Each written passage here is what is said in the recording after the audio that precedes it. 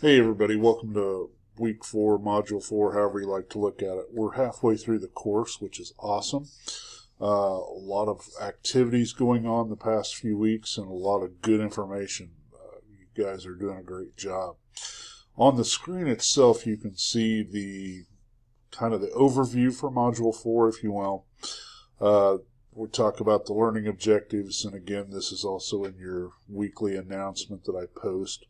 But really what we're looking at in summarization is how do we communicate and demonstrate the effectiveness of training plans or the training that an organization is doing. And that's important because as we talk a little bit about in Module 3 and kind of continue in Module 4 is communicating to all the stakeholders. Sorry, that's a kind of a word I'm having trouble chewing it around today.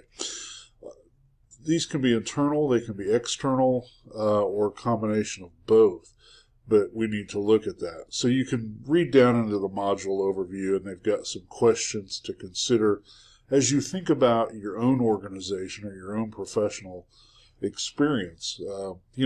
How's this communicated? Who oversees these decisions? How do they determine these decisions? What's the business needs? How do we help make that happen? And then the last, what's the hard part of selling a training proposal, which can be a challenge, particularly if it involves spending money, because organizations, they've got budgets and everything else they have to watch for. So with that in mind, think about that as you go through the week. There is some reading that needs to be done. Chapter 2 and Chapter 3, there's specific sections, so not the whole chapter, which is kind of nice. And then there's a video as well. Some things to think about in the assignment. There's actually a couple of them this week. The first one is the 4-1 HR inbox exercise. And there's 3 questions that you'll be responding to. What we're looking for is a little bit of depth. We want to keep it brief because it's an email response, but make sure you're addressing those questions with some detail, if you will. And then lastly, APA formatting still applies, so cite your references if you use them. Cite your references and then include those, and make sure double spacing and all those things apply as well. And then here's a HRCI exercise that you'll do. It's much like the other ones that you'll take care of. It's an introduction to online learning, and I apologize, somebody's trying to call me on my phone there.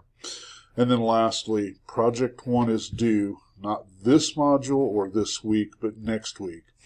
And it's kind of a build upon the milestone 1 exercise that you did in Module 3. So take a look at it and start thinking about how you're going to take that information that you were given in the feedback, revise it, and expand upon it. And I will tell you, I go back and look at the feedback that I provided to you and see, did you make the changes that were recommended? Did you do anything, or did you just treat it as a brand new exercise and move forward? So take a couple minutes to go back and look at that. If you have questions, please reach out to me. I'm happy to answer questions and visit with you about things because I want you to be successful.